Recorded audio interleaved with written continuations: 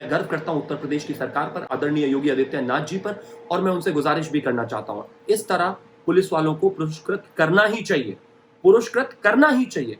क्योंकि आज अगर इनके साथ सरकार और जनता खड़ी नहीं हुई, तो कल ये किसी के लिए, आम जनता के लिए कोई पुलिस नहीं खड़ी होगी। 23 नवंबर 2007 को उत्तर प्रदेश में 3 कोर्ट्स में, आपका लखनऊ, फैजाबाद और एक और कोर्ट में हमला हुआ था। 3 आतंकवादी हमले हुए थे एक साथ। बम धमाके के बाद वहां पर आतंकवादियों को, हुजी के आतंकवादियों को गिरफ्तार कर लिया गया था। गिरफ्तार करने के बाद क्या हुआ कि एक आतंकवादी लू से या गर्मी से किसी वजह से मारा गया। आपको पता है समाजवादी सरकार ने क्या किया था? 42 पुलिस वालों पर केस कर दिया था हत्या का, including DGP of Uttar Pradesh Brajlal जी। कृपया करके ये जो क्रिमिनल माइंड, क्रिमिनल लोगों को समर्थन करते हैं, इनको दूर करिए और अपनी पुलिस के साथ खड़े रहिए। क्योंकि अगर वो आज किसी हत्यारे का अंत कर रहे हैं, एनकाउंटर कर रहे हैं, उनके 8 लोग मरे, उनके 8 लोग शहीद हुए, और उसके बाद वो इस तरह का स्टेप ले रहे हैं ना, जनता अगर उनके साथ नहीं खड़ी होगी, कल वो ऐसा करने से कतराएंगे, सोचेंगे। और एक चीज और, पुलिस वालों की गोली से अगर आपको इतना दुख और दर्द होता है और इतनी प्लानिंग आपको नजर आती है, तो कृपया करके उनसे गन छीनकर उनको पिचकारी दे दीजिए और कह दीजिए कि आपको अगर पुलिस में भर्ती होना है तो आपको मरना ही होगा।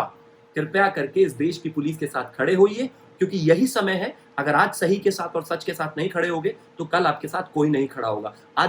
कल जब आपके घर पर कोई गुंडा, मवाली, हत्यारा गोली पिस्टल लेकर खड़ा होगा, तो पुलिस आपको बचाने नहीं आएगी। आज उस गांव में जाकर देखिए, बिकरू गांव में, वहां पर एक पत्थर लगा हुआ था विकास नाम का, उसको भी पब्लिक ने उखाड़ दिया। जनता इतनी दुखी थी उससे।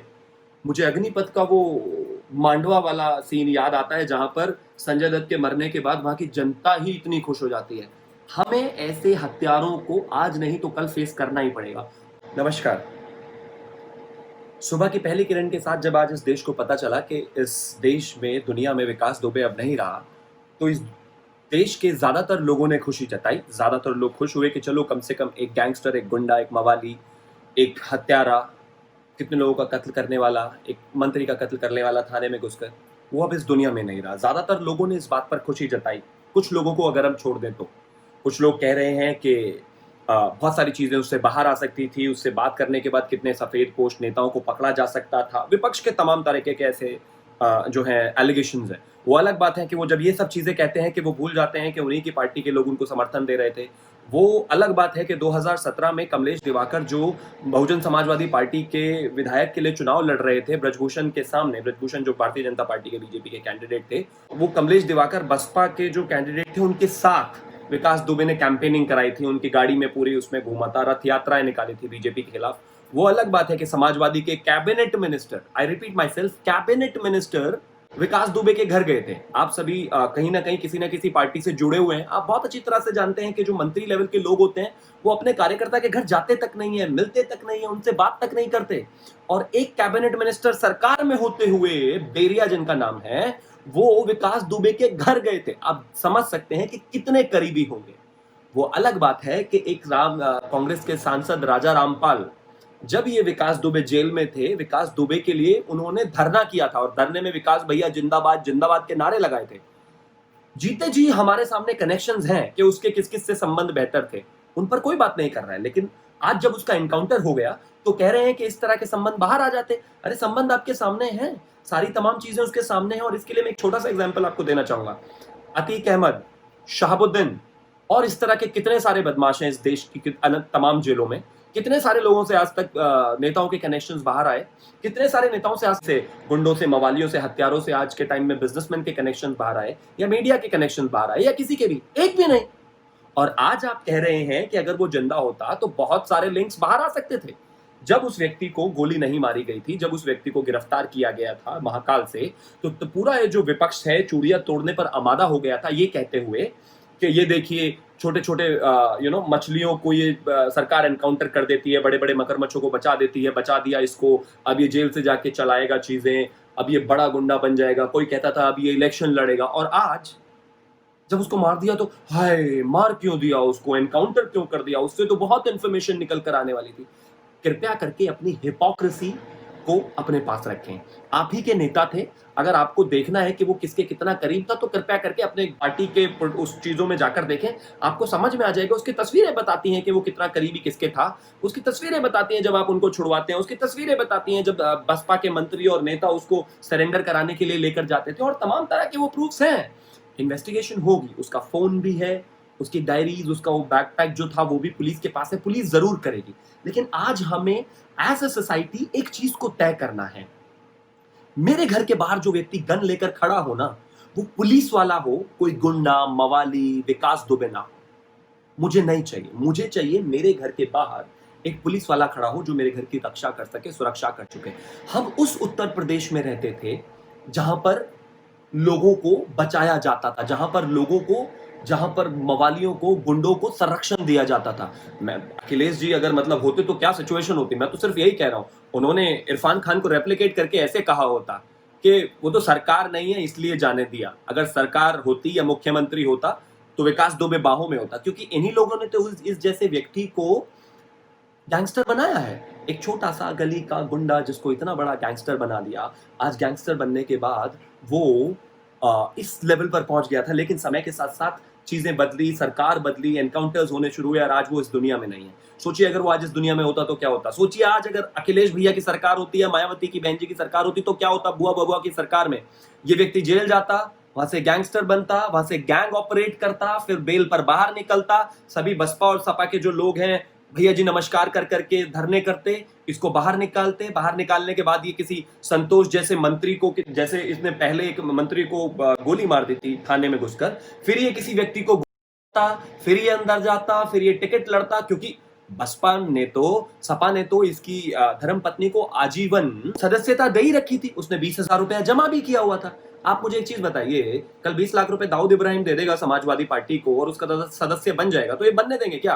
और आकर ये कहेंगे कि ये तो प्रोटोकॉल है, कोई भी बन सकता है। अरे कोई भी बन सकता है का क्या मतलब होता है? आपने उसको जिला पंचायत समर्थन में लड़वाया, आपकी सदस्य थी, उसकी आजीवन सदस्य थी उसकी धर्मपत्नी, वो बसपा के साथ जुड़ा रहा, सपा के साथ जुड़ा रहा, और आज आप जो सरकार है जिसने उसको खत्म किया उसी के ऊपर उंगली उठा रहे हैं। और एक लास्ट में कुछ और चीजें और ऐड करना चाहूंगा। पुलिस वहां पर क्यों गई, पुलिस वाले कम क्यों थे, उन्होंने बुलेट प्रूफ जैकेट क्यों नहीं पहनी हुई थी, उन्होंने कवर क्यों नहीं लिया था, वो ज्यादा भीड़ पुलिस फोर्स क्यों नहीं लेके गए, उनको पहले से पता क्यों नहीं था, इंटेलिजेंस फेलियर हो गया, पुलिस 6 दिन से पकड़ नहीं पाई, महाकाल में एक सिक्योरिटी गार्ड ने पकड़ लिया, पुलिस नाकाम है, फेलियर है, 6 राज्यों की पुलिस बेकार है, नरेंद्र मोदी सरकार बेकार है, योगी सरकार बेकार है, सिर्फ एनकाउंटर छोटे लोगों का करती है। ये देखिए पलटकर गलती से एनकाउंटर कर दिया, मार दिया, ये गलत किया, बहुत सारे लोग पकड़े जाते थे, बहुत सारे नेता पकड़े जा सकते थे। ये हिपोक्रेसी कब तक रखेंगे आप इस समाज में? एक बार भी किसी का मुंह ये नहीं फूट रहा कहते हुए कि जो व्यक्ति था वो गुंडा था, मवाली था, हत्यारा था, उसने 8 जवान पुलिस के शहीद किए हैं, मार दिया ना। सिचुएशन जो भी रही हो, चाहे कुछ भी सिचुएशन रही हो, मर गया, एनकाउंटर हो गया, कहानी खत्म हो गई। अगर इसी सिचुएशन में एक पुलिस वाला और मर जाता तो फिर क्या कहते हैं आप लोग कि ये देखिए पुलिस नाकाम है, इनके पास तो हथियार होते हुए भी ये कुछ नहीं कर पाए। कृपया करके पुलिस को क्वेश्चन करना बंद कर दीजिए। जैसे किसी बेटी को, महिला को कोई पुरुष छेड़ता है तो हम कहने लग जाते हैं कि ये देखिए बेटी के छोटे कपड़े हैं इस वजह से ये गलती है, ऐसा नहीं होना चाहिए। जैसे अपने बेटों के सवाल करना शुरू करना चाहिए आपको, वैसे ही गुंडों को, मवालियों को, हत्यारों को सवाल करना शुरू कीजिए। आज इस देश में सेफ्टी, आज इस प्रदेश में सेफ्टी सबसे ज्यादा जरूरी है। और जब तक हम इस चीज को इंश्योर नहीं करेंगे, और आज आपको पुलिस को आपकी सिंपैथी की जरूरत नहीं है, पुलिस को आपसे सहानुभूति नहीं चाहिए, इस जनता का, इस देश की जनता का साथ चाहिए।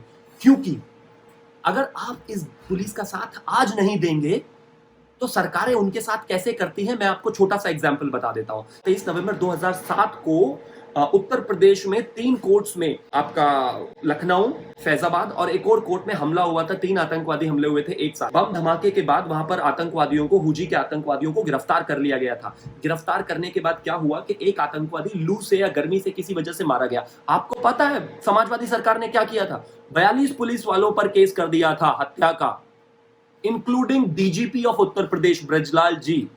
कृपया करके ये जो क्रिमिनल माइंड, क्रिमिनल लोगों को समर्थन करते हैं, इनको दूर करिए और अपनी पुलिस के साथ खड़े रहिए। क्योंकि अगर वो आज किसी हत्यारे का अंत कर रहे हैं, एनकाउंटर कर रहे हैं, उनके 8 लोग मरे, उनके 8 लोग शहीद हुए और उसके बाद वो इस तरह का स्टेप ले रहे हैं ना, जनता अगर उनके साथ नहीं खड़ी होगी, कल वो ऐसा करने से कतराएंगे, सोचेंगे। और एक चीज और, पुलिस वालों की गोली से अगर आपको इतना दुख और दर्द होता है और इतनी प्लानिंग आपको नजर आती है, तो कृपया करके उनसे गन छीनकर उनको पिचकारी दे दीजिए और कह दीजिए कि आपको अगर पुलिस में भर्ती होना है तो आपको मरना ही होगा। कृपया करके इस देश की पुलिस के साथ खड़े होइए, क्योंकि यही समय है। अगर आज सही के साथ और सच के साथ नहीं खड़े होगे तो कल आपके साथ कोई नहीं खड़ा होगा। कल जब आपके घर पर कोई गुंडा, मवाली, हत्यारा गोली पिस्टल लेकर खड़ा होगा तो पुलिस आपको बचाने नहीं आएगी। आज उस गांव में जाकर देखिए, बिकरू गांव में, वहां पर एक पत्थर लगा हुआ था विकास नाम का, उसको भी पब्लिक ने उखाड़ दिया। जनता इतनी दुखी थी उससे। मुझे अग्निपथ का वो मांडवा वाला सीन याद आता है, जहां पर संजय दत्त के मरने के बाद वहां की जनता ही इतनी खुश हो जाती है। हमें ऐसे हत्यारों को आज नहीं तो कल फेस करना ही पड़ेगा। और मैं गर्व करता हूं अपने इस देश की और प्रदेश की पुलिस पर। मैं गर्व करता हूं उत्तर प्रदेश की पुलिस पर। मैं गर्व करता हूं उत्तर प्रदेश की सरकार पर, आदरणीय योगी आदित्यनाथ जी पर। और मैं उनसे गुजारिश भी करना चाहता हूं, इस तरह पुलिस वालों को पुरस्कृत करना ही चाहिए, पुरस्कृत करना ही चाहिए। क्योंकि आज अगर इनके साथ सरकार और जनता खड़ी नहीं हुई तो कल ये किसी के लिए, आम जनता के लिए कोई पुलिस नहीं खड़ी होगी। धन्यवाद।